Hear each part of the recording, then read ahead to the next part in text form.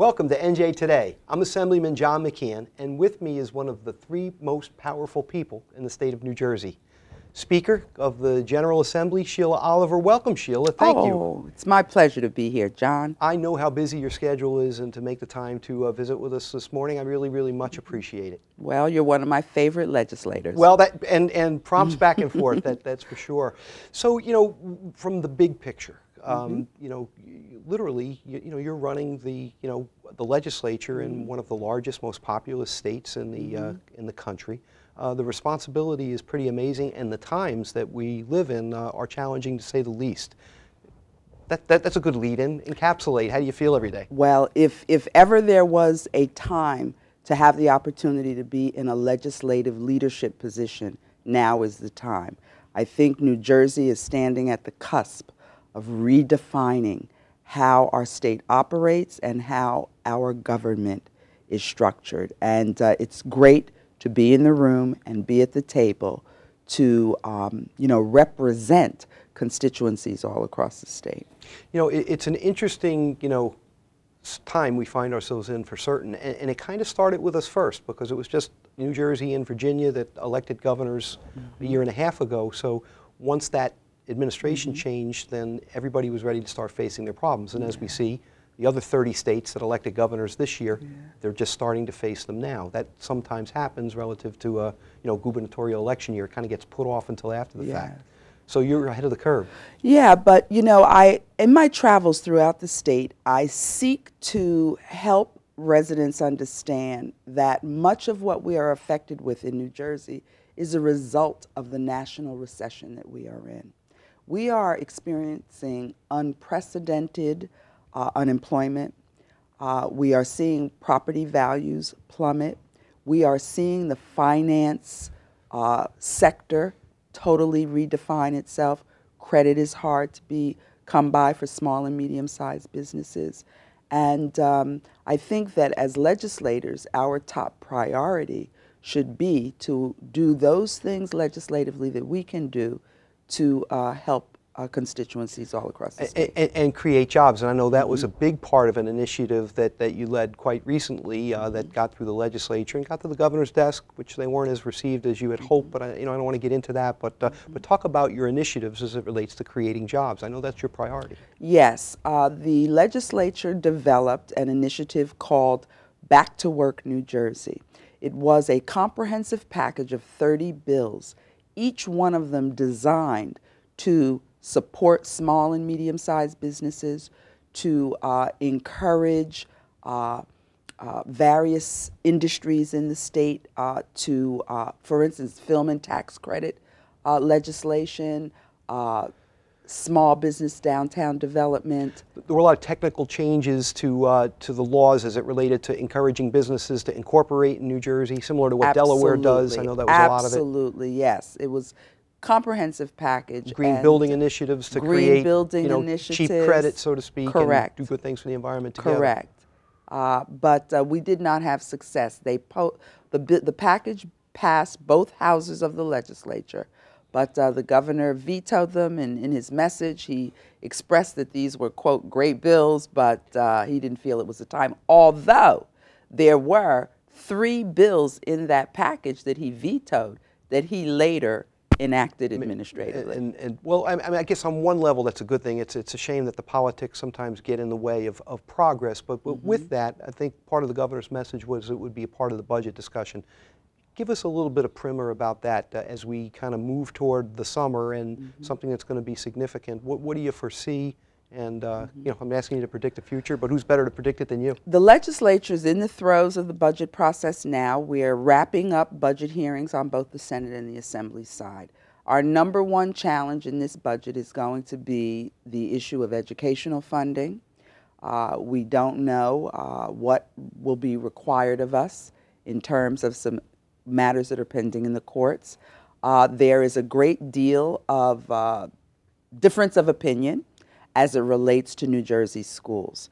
And I want to take the opportunity to say that New Jersey has some of the best schools to be found in the country. They don't have problems. They don't need fixing. The conversation needs to shift to focus on those school districts where challenges exist. Are the urban schools, as we've talked about Correct. off camera before, and maybe in part that's where the discussion really is kind of, hidden behind, just talking in general about teachers, because that does need to be fixed, but, collectively we need to do it, and hopefully cooperatively. Yes, Medicaid and the governor's proposals in his budget to effectuate Medicaid, we have a great deal of concern about, because it will affect adult medical daycare programs, it will affect nursing homes, developmental centers for people with special needs. This is a very painful budget, and many of us are concerned that this budget is going to be felt by the most vulnerable people in this state. I know a lot of the work you did in prep of becoming Speaker was as chair of the committee that oversaw Human Services. When you mentioned developmental centers and others, I know that remains to be a passion of yours. It is, and the issue of Asperger's syndrome amongst young people in our state, we have large numbers of autistic children and children with special needs, and we have got to be very careful in terms of upsetting the delicate balance of resources and supports that we provide to families in this state. And segueing women's health is another big piece of what you want to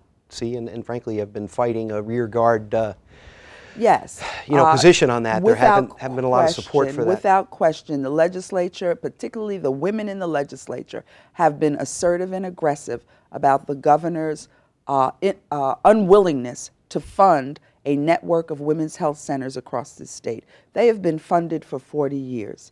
And it should not be an ideological discussion about who believes there should be women's health centers and who should not. The reality is there are significant numbers of uninsured women in New Jersey who lack access to OB/GYN, gynecological care, and they must turn to these women's health centers. Well, now it's a year and a half ago, and now we're getting into the meat of where the story is now and where we're going. But it's a year and a half ago. New Jersey, again, because we had just elected a governor, was now ready to face the hard problems that the rest of the nation was about a year away from handling. You were brand new Speaker. The governor, to say the least, is no shrinking violet relative to his style. Did you say, like, wow, how am I going to deal with this? It's you and the Senate President and the governor, and that really is the face of all of this. It is. How you doing? Well, I will tell you, Assemblyman McKeon, I believe that differences of opinion are good. I don't believe everyone has to be on the same page. But I do believe the only thing that helps government and helps delivery to people is when you have civil discourse in the debate. And I have been very disenchanted with the tone and the tenor of the discourse in our state capitol. I have never experienced the name calling, the rants, and I often refer to it as Jerry Springer show in the State House. Well, it says something because you had served for many years on the Board of Education, on the Freeholder Board, had been in the Assembly for a number of years, and I think most people in New Jersey would agree, if nothing else, that the tone is just not what any of us are used to, and hopefully that'll change around. We hope so. Yeah. Now let me talk about a little bit something more. Eventually there'll be a legacy for Speaker Oliver. One of those things is that you're the first African American woman to act as Speaker of the state, and frankly the second in the history of the nation to have been the head of any such legislative body. Pretty neat. I know the Washington, the Black Caucus had given you special recognition and put you up in the same likes of people like Cicely Tyson and Harry Belafonte. I know we get all the actors and actresses out there, and others who have been made great contributions throughout. How do you feel? It was quite an honor. It really was. And I had the opportunity to develop a relationship with the woman who was the first African American woman. Her name is Linda Bass, and she currently is serving in the U.S. Congress. So she sent me a gavel and gave me some tips on how to use it. Well, Speaker, I'm not the most religious person in the world, but in my position I pray a little bit for wisdom every day, and I know the people in New Jersey have those same thoughts for you. Congratulations on what you've accomplished, and the best as to what collectively is going to happen as we go forward in the best interest of our state. Thank you, John. I appreciate that. All right, and thank you again, Thanks for Speaker. having me here Thanks today. for honoring me to be here.